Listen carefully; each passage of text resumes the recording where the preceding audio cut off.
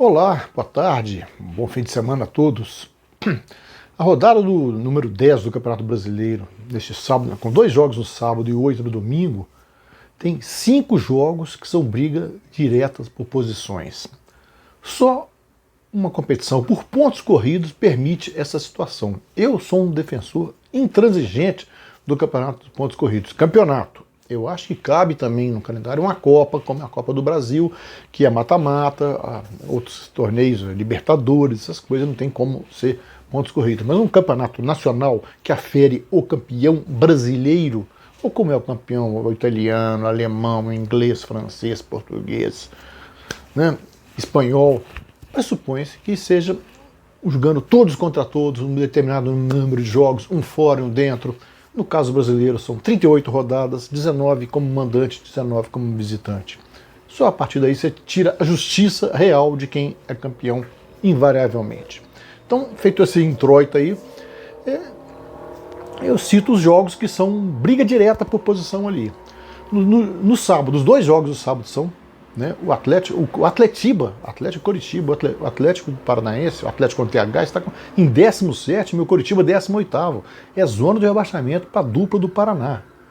E isso às 16h30. Às 19 horas, Santos e São Paulo. Santos é o 7º, São Paulo é o 3º. Mas a diferença entre eles permite ao Santos igualar o São Paulo na pontuação e superá-lo no saldo de gols. É só observar. Depois a classificação. Ele igualaria nas vitórias também e o saldo de gols, o Santos vencendo o São Paulo faria um saldo que o São Paulo perderia. No domingo nós temos Grêmio e Fortaleza. O Grêmio é o 10º, Fortaleza é o 8º, mas vale briga direta ali. Fluminense e Corinthians. Fluminense 9º, Corinthians 13º. Também é uma briga direta. Assim como Bahia e Atlético Goianiense. Bahia 15º, Atlético Goianiense 14º. É impressionante um campeonato que permite essa situação. Né? É impressionante esse campeonato que permite essa situação. Tem outros jogos interessantes também, não são briga direta, mas são briga de alguns times para escapar de determinadas situações na competição ou para melhorar a pontuação ali, estão brigando por vaga lá no alto.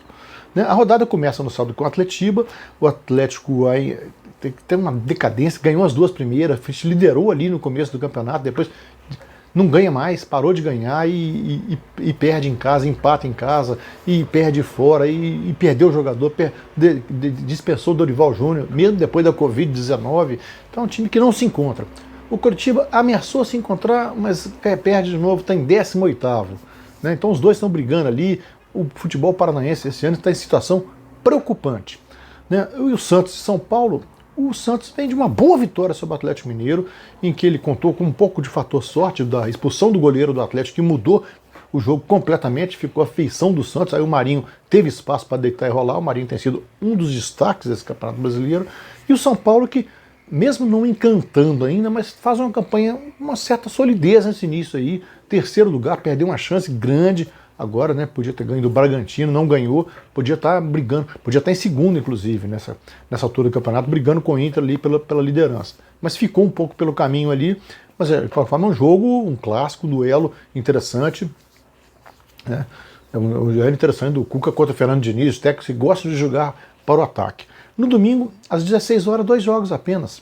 O Grêmio e Fortaleza, o Grêmio vem de uma boa vitória sobre o Bahia em Salvador, como ele foi Grêmio, aquele Grêmio que se espera, não um Grêmio que estava preguiçoso, malemolente, indolente de outras jornadas. Vai pegar um Fortaleza que também gosta de jogar para cima.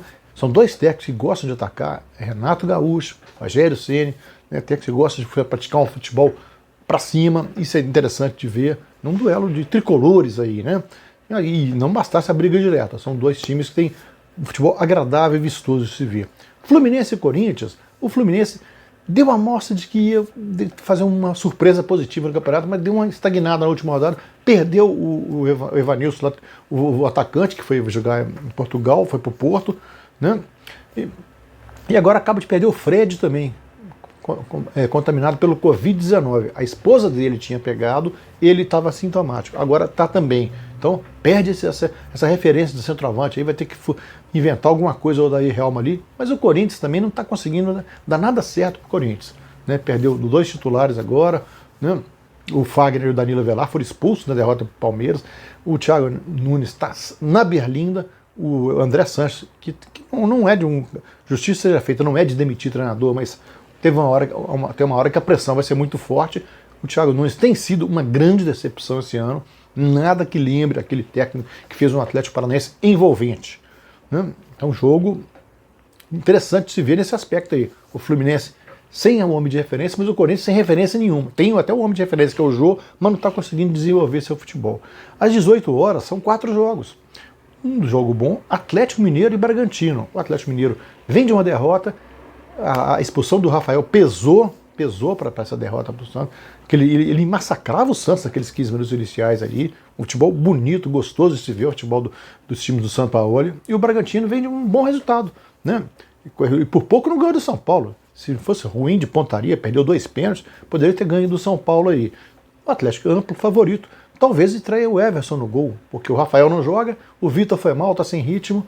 A tendência é o Vitor perder espaço e o Everson chegar e assumir a posição, porque o São Paulo pediu a contratação dele, era o titular dele no Santos. O Santos abriu mão do Vanderlei por causa do Everson. Então a tendência é que o Everson naturalmente incorpore essa posição. Se puder estrear já é um começo de uma mudança de goleiro aí no Atlético Mineiro, um goleiro que joga com os pés. Bahia e Atlético Goianiense, o Bahia, a estreia do Mano Menezes, né, contra um time que vem de um grande resultado. O time do Wagner Mancini, que ganhou do Vasco em São Januário. O Bahia perdeu em casa do Grêmio e o Atlético ganhou do Vasco em São Januário. Saiu da zona do rebaixamento, os dois estão ali engalfinhados ali na tabela aí, né?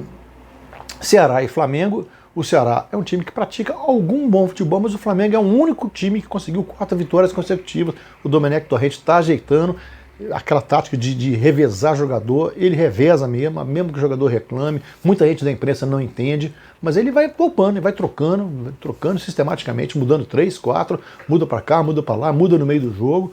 Ele não está nem aí. Ele faz essa troca, ele está conhecendo mais o elenco, e o Flamengo tem dado mostras de que é um time que está em recuperação. É o time que mais ascendeu na rodada aí, segundo lugar, cobiçando o primeiro. Então, mesmo jogando no Castelão, mas Castelão sem torcida, com o Flamengo do jeito que está jogando, o Ceará que se cuide aí. O jogo também nesse horário entre o Lanterna e o líder, o Goiás, que está em 20º, e o Inter é o primeiro. Então é um jogo na Serrinha. O Goiás vem de um resultado a 3 empate por 3-3 com o Coritiba. O Inter vem de uma boa vitória em casa, né? E ganhou na véspera, na quinta-feira, por 2-0.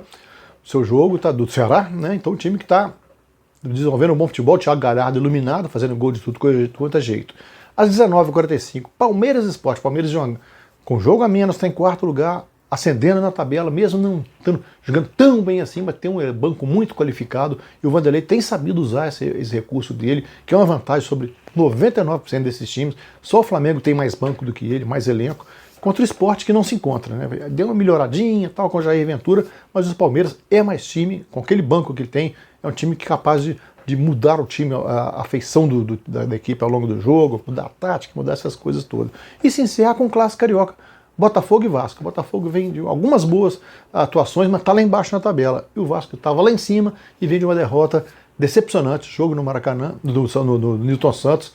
É um clássico, tudo pode acontecer ali. O Vasco tem um time melhor do que o Botafogo, mas o Botafogo tem feito umas partidas surpreendentes aí. É isso aí. Esta é a rodada número 10. Vamos ver o que muda aí. Pode mudar? Pode. Porque foi em vários jogos decisivos, a tendência é que alguns deles aconteça alguma reviravolta na tabela aí. Isso aí, meus amigos, fique com a gente. Um abraço, até a próxima.